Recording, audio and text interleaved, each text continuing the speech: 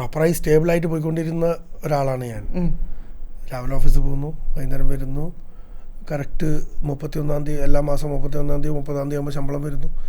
അവിടുന്ന് അതെല്ലാം ബ്രേക്ക് ചെയ്ത് കയ്യിൽ 5 പൈസ ഇല്ലാത്ത ഒരു അവസ്ഥയിലേക്ക് എത്തുന്ന ഒരു പോയിന്റിലേക്ക് ഞാൻ പോയിട്ടുണ്ട്. കാരണം വളരെയധികം ലൈക്ക് സാമ്പത്തികമായിട്ടും നല്ല ബുദ്ധിമുട്ടുണ്ടായിരുന്നു. കാരണം ഞാൻ എല്ലാം വിട്ടിട്ടാണ് സിനിമ എന്ന് പറഞ്ഞൊരു മേഖലയിലേക്ക് ഞാൻ കാലെടുത്ത് വെക്കുന്നത്. എല്ലാം വിട്ടിട്ടെന്ന് പറയുകയാണെങ്കിൽ അത് ഓൾറെഡി നശിച്ചു. അപ്പോൾ ഇനി ഇതന്നെ ഉള്ളൂ, ഇതിലേക്കെങ്കിലും പിടിച്ചിട്ടില്ലെങ്കിൽ കൈവന്ന് പോകുമെന്ന് മനസ്സിലായി.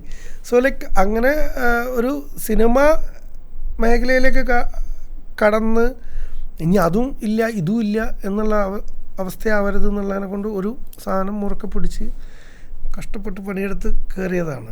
Cinema is very tough. Like എല്ലാവരും പുറമേ നിന്ന് കാണുന്ന മാതിരി ഒരു ഈസി ഗോയിങ് ഒരു ഈസി സംഗതിയല്ല. അതാ വരുന്നു, ഞാൻ അഭിനയിക്കുന്നു, അടുത്ത് ഞാൻ സൂപ്പർ സ്റ്റാർ ആവുന്നു, ഹീറോ ആവുന്നു. Dozen work like that. പണിയെടുത്ത് നട്ടല് റബ്ബറാവും. കാരണം വെച്ചാൽ നമുക്ക് ഈ റബ്ബറാവും എന്ന് പറയുന്നത് നമ്മളൊരു പെർട്ടിക്കുലർ ഡേക്ക് വേണ്ടിയിട്ട് വെയിറ്റ് ചെയ്യും. ഒരു ഫ്രൈഡേ, അതാണ് നമ്മളെ തലവര മാറ്റുന്നത്. അല്ലെങ്കിൽ അയാൾ വേറെ തലത്തിലേക്ക് ഒരു ആർട്ടിസ്റ്റിനെ കൊണ്ടുപോകുന്നത്.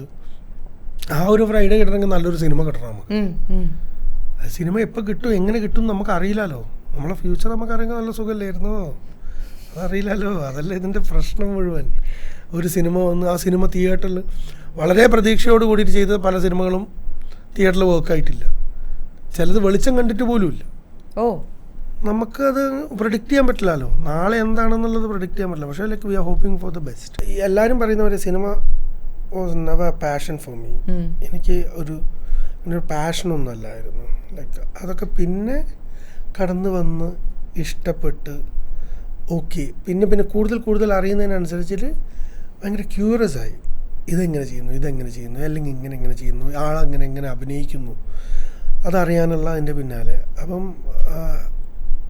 അതിങ്ങനെ എന്താ പറയുക, അത് കൂടെ വന്നതാണ്. അപ്പം ഈ ഒരു റിലേഷൻഷിപ്പ് എന്ന് പറയുന്നത് അത് മുന്നോട്ട് യാത്ര ചെയ്ത് പോകുന്നിടത്തോളം നല്ല രീതിയിൽ പോകുന്നിടത്തോളം പോവാം എന്നുള്ള തീരുമാനത്തിൽ തന്നെയാണ് പോകുന്നത്. നമുക്കതൊരു യാത്രയാണല്ലോ. നമുക്കറിയില്ല അതെന്താ ഈ പറഞ്ഞ മാതിരി നാളെ എന്താ സംഭവിക്കുക എന്നുള്ളത് ആർക്കും ഒന്നും കൃത്യമായിട്ടൊരു ധാരണ ഇല്ലാത്തതിനെ കൊണ്ട് അത്ര അങ്ങോട്ട് കടന്ന് ഞാൻ ചിന്തിക്കുന്നില്ല. എനിക്കും തോന്നുന്നതും എൻ്റെ ലൈഫിൽ എനിക്ക് ഓരോ ഡിസിഷൻസും അങ്ങനെയായിരുന്നു. എല്ലാ ഡിസിഷനും എൻ്റെ കല്യാണം ഉൾപ്പെടെ അല്ലെങ്കിൽ എൻ്റെ ജോലി, ഞാൻ പല തീരുമാനങ്ങളും എടുത്തതിൻ്റെ ശേഷമായിരിക്കും നമുക്ക് പിന്നെ ഓക്കെ ഇത് വേണ്ടായിരുന്നു, അങ്ങനെ ഒരു തീരുമാനമായിരുന്നു. ഞാൻ ഈ ദുബായ് പോയ പരിപാടി ഒരു കാര്യമില്ലാണ്ട് ഞാൻ ഇവളെയും കെട്ടി വലിച്ച് ഇവള് പറഞ്ഞ് ഈ അവിടെ പോയിട്ട് സെറ്റിലായിട്ട് ഞാൻ വന്നാൽ പോരെ, പറ്റൂല, കമോണ്ട് ഇപ്പം പോയിട്ട് നമുക്ക് സെറ്റിൽ ആവണം എന്ന് പറഞ്ഞിട്ടാണ് ഞാൻ ഇറങ്ങിപ്പോയത്. ഒരുമിച്ച് തന്നെ കൂടെ വന്നു തിരിച്ചു. അല്ല ഇതിലേക്ക് അത് ഭയങ്കര ഒരു റോങ് ഡിസിഷനായിരുന്നു എൻ്റെ ലൈഫിൽ. അല്ല അത് ശരി, ചിലത് അങ്ങനെയാണ്. ആ റോങ് ഡിസിഷനെ കൊണ്ടാണ് ഞാൻ സിനിമയിലെത്തിയത്. മറ്റൊന്നിന് വളമായി അതങ്ങനെയാണ്. അത് ഞാൻ പറഞ്ഞു, ഒന്ന് കിട്ടുമ്പോൾ ഒന്ന് പോകും എന്ന് പറയുന്നത് അതാണ്. കാരണം നമുക്ക് എല്ലാം പിടിക്കാൻ ബുദ്ധിമുട്ടാണ്.